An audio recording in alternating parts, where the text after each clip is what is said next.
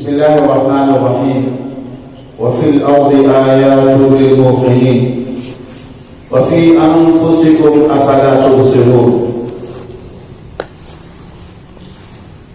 ہم سب کو چاہیے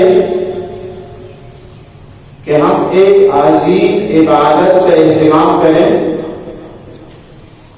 جس کا عمومی طور پر اہتمام نہیں ہو رہا اور ہم اس کو عبادت بھی نہیں سمجھتے.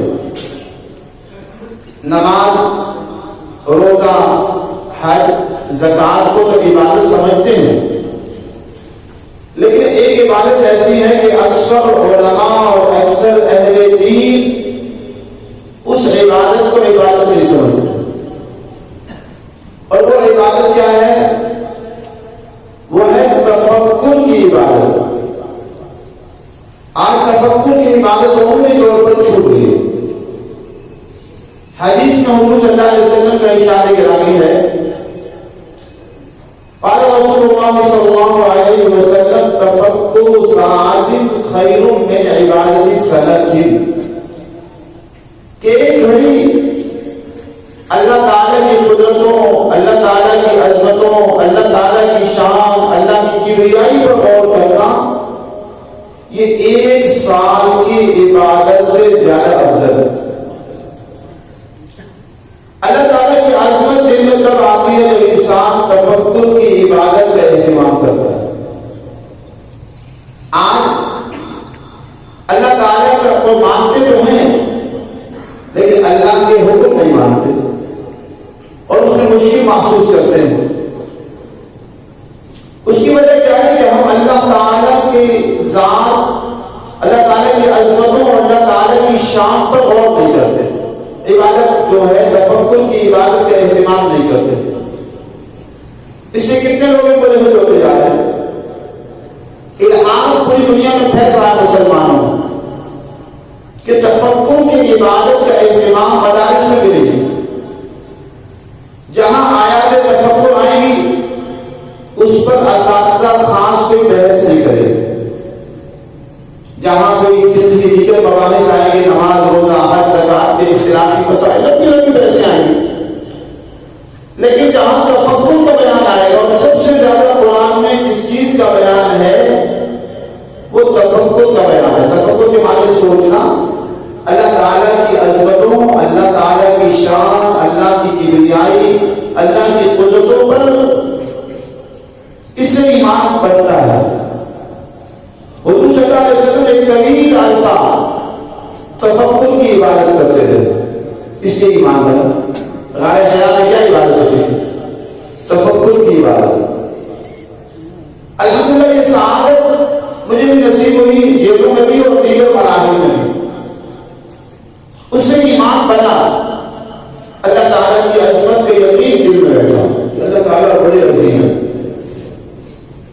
اس سے آج کتنے علماء آئے 1.5-2 مہینے کے اندر آ کر سب نے آ کر حکومت کی عظمت کا یقین دلایا کہ حکومت کے پاس بڑی طاقت ہے. حکومت یوں بھی کر سکتی ہے، یوں بھی کر سکتی ہے، یوں بھی کر سکتی ہے، یوں بھی کر سکتی ہے. لیکن الحمدللہ کی ایک عادت رہی کہ اللہ تعالیٰ کی ذات پر غور کرنے کا اور اللہ کی عظمتوں پر غور کرنے کا عبادت کی توفیق ہوئی. تو میرا جواب ہوگا کہ حکومت بہت کچھ کر سکتی ہے، اللہ تعالیٰ اس سے خراب گنا زیادہ طاقت والے ہیں، بلینوں خراب گنا زیادہ طاقت والے ہیں. اللہ تعالیٰ بہت کچھ کر سکتے ہیں. کیا کرے گی حکومت؟ شہید کر دے گی، کر لے 100 بار تک ہمیں پرواہی ہوگی، اس سے زیادہ نہیں کچھ کر سکتے.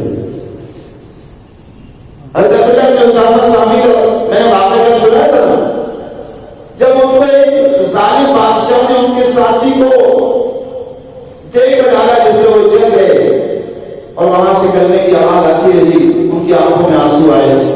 پوچھا کیوں رو رہے ہیں؟ شہید سمجھے ڈر گئے. فرمایا نہیں، میرا دل چاہتا ہے کہ میرے جتنے جسم کے بعد ہیں، کتنے میری جانیں ہوتی، ہر جان اللہ کی راہ میں قربان ہوتی مذہب ہوتی. جب انسان اللہ کی عظمت کو سوچتا ہے تو اللہ سے پیار کرتا ہے. آج اسی باتوں کو ہم نہیں کرتے. زیادہ وقت اگر ہم بیٹھے ہیں محفلوں میں گپ شپ کر رہے ہیں، گپ شپ اور پھر اسی سے لڑائی جھگڑا لیتے ہیں.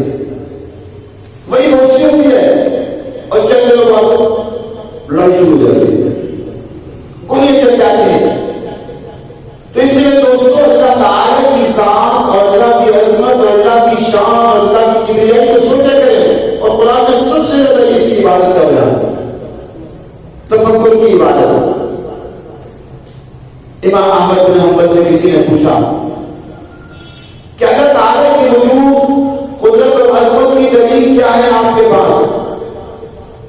بڑا پیارا جواب دیا، فرمایا انسان کا چہرہ اللہ کی وجود اور قدرت کی دلیل ہے۔ فرمایا دنیا میں دیکھو ہر چہرہ اللہ نے علیحدہ بنایا ہے، ہر آواز علیحدہ ہے، ہر انسان پر غور کریں، آج پوری دنیا ایک ہو گئی ہے۔ امریکہ، جرمن، جاپان، فرانس کے لوگ ہمیں نظر آ رہے ہوتے ہیں فیس بک پر، پوری دنیا ایک ہو چکی ہے، لیکن آپ کو اپنے چہرے والا انسان پوری دنیا میں نہ آج ملے گا نہ اس سے 100 سال پہلے کی تصویریں نہ وہاں میں۔ تو یہ چہرہ اللہ تعالیٰ کے وجود کی دلیل ہے۔ ہم سب مل جائیں، امریکہ، چائنا، جرمن، فرانس کے بڑے بڑے سائنسداں مل جائیں، ایک چہرہ نہیں بنا سکتے۔ وہ مصور کتنا عظیم ہے، اس کی عظمتوں پر کروڑوں بار قربان، جس نے ایک تصویر نہیں کھربوں کھرب تصویریں بنا دی، اور آج اربوں تصویریں موجود ہیں، اور یومیہ لاکھوں تصویریں نئی سے نئی بن بن کر دنیا میں آ رہی ہیں۔ اب ایک تصویر کا جو عالم میں ہے اس کا خاکہ بھی نہیں سوچ سکتے۔ آپ غور کریں، وہ تصویر جو دنیا میں نہیں آئی، ہم اس کا تصویر کا خاکہ وہ بھی نہیں سوچ سکتے۔ اپنے بچوں کا خاکہ بھی ذہن نہیں ہے کہ کس شکل کا بچہ یا بچی دنیا میں آئیں گے، ہمارے آنگن میں پیدا ہوں گے۔ لیکن اللہ تعالیٰ کی عظمتوں پر لاکھوں کروڑوں بار ہم قربان کہ اللہ تبارک و تعالیٰ نے ہر آنگن میں کہیں نہیں دیتا، اپنی حکمت کے تحت بتاتا ہے کہ دیکھو تم بے بس ہو، تمہاری مرضی نہیں میری مرضی چلتی ہے۔ کیسے حسین خوبصورت بچے بنائے، سارے جہاں والے بجائے ایک دلہا نہیں بنا سکتے اور ایک دلہا پیدا نہیں کر سکتے۔ دلہاؤں کو سوچنا چاہیے یہ دلہنے جن پر آپ فریض آئے اور جن سے لاکھوں راحتیں زندگی میں ملتی ہیں، یہ دلہنے پیدا کی تو کس نے پیدا کی؟ یہ امریکہ نے پیدا کی، یہ جرمن، جاپان اور فرانس نے پیدا کی، جن دلہنوں سے راحتیں اٹھاتے ہو، اور دلہنیں دلہاؤں سے راحتیں اٹھاتی ہیں۔ یہ دلہا کس نے پیدا کیے؟ اور جب دنیا کے دلہا اور دلہن اتنے حسین ہیں تو جنت کے کیسے ہوں گے؟ جب دنیا کے کھانوں میں اتنی لذت ہے تو جنت میں کے کھانوں میں کیسی لذت ہوگی؟ اللہ کی وجود کی ایک اور دلیل دیتا ہوں۔ دیکھو بات یہ ہے کہ اگر کوئی عمارت یا گھر یا عمارت کے بارے میں کوئی انسان دعویٰ کرے کہ میرا ہے، میں نے بنایا، یہ عمارت میں نے بنائی اور یہ میرا گھر ہے، میری عمارت ہے، اور کوئی دعوے دار نہ آئے تو اس کا دعویٰ تسلیم ہوتا ہے کہ یہ اسی کا ہے، کہ دعوے دار کوئی نہیں ہوگا کہ میں نے بنایا۔ تو میرے دوستوں، میری ماں اور بہنوں، بیٹیوں، سوچو آسمان کو بنانے کا دعویٰ کس کا، زمین کو بنانے کا دعویٰ کس کا، کہکشاؤں کو بنانے کا دعویٰ کس کا، سورج کو بنانے کا دعویٰ کس کا، انسانوں کو بنانے کا دعویٰ کس کا، درختوں کو بنانے کا دعویٰ کس کا، پہاڑوں کو بنانے کا دعویٰ کس کا، پھلوں کو بنانے کا دعویٰ کس کا، سبزیوں کو بنانے کا دعویٰ کس کا، اور یہ پھولوں کو بنانے کا دعویٰ کس کا، اور کیڑے مکوڑوں کو بنانے کا دعویٰ کس کا، سمندروں کو بنانے کا دعویٰ کس کا؟ ان نعمت کے جو انبار ہمارے گھروں میں لگے پڑے ہیں، ان کو بنانے کا دعویٰ ہے کس کا؟ چائنا نے بنایا، امریکہ اسے دعوت دیا، اب چائنا اور امریکہ نے آسمان بنایا، یا چائنا اور امریکہ اور فرانس نے سورج چاند ستارے بنائے؟ دعویٰ کس کا ہے؟ اللہ۔ اور آج تک کوئی دعوے دار ہے کہ جی میں نے بنایا، تو پھر اللہ تعالیٰ کا دعویٰ تسلیم کرنا ہوگا۔ تو اس لیے میری دوستوں، میری ماں اور بہنوں، بیٹیوں، عادت بناؤ اللہ تعالیٰ کی قدرتوں پر غور و فکر کرنے، اللہ کی شان پر غور و فکر کرنے کی۔ آج دنیا والے ہمیں حکومتوں سے ڈراتے ہیں، ان کی طاقت سے ڈراتے کی حکومت کچھ بھی نہیں. اللہ کے امر کے بغیر ایک پتہ بھی نہیں ملتا. ہاں تکلیفیں آتی ہیں, وہ تکلیفیں ہماری بہتر ہوتی ہیں تو آتی ہیں. ہم پر کیا تکلیفیں آئیں؟ تکلیفیں تو ہمارے آقا جناب نبی صلی اللہ علیہ وسلم پر آئیں جن کے گھر میں 3 مہینے آگ نہیں جلتی تھی. ہمارے گھر میں اگر 3 دن آگ نہ جلے نا تو ہمارا ایمان متزلزل ہو جائے. ہم کہتے ہیں یہ راستے سے اچھی نہیں ہے. تکلیف آتی ہے اور ہمارا ایمان ڈرنے لگتا ہے.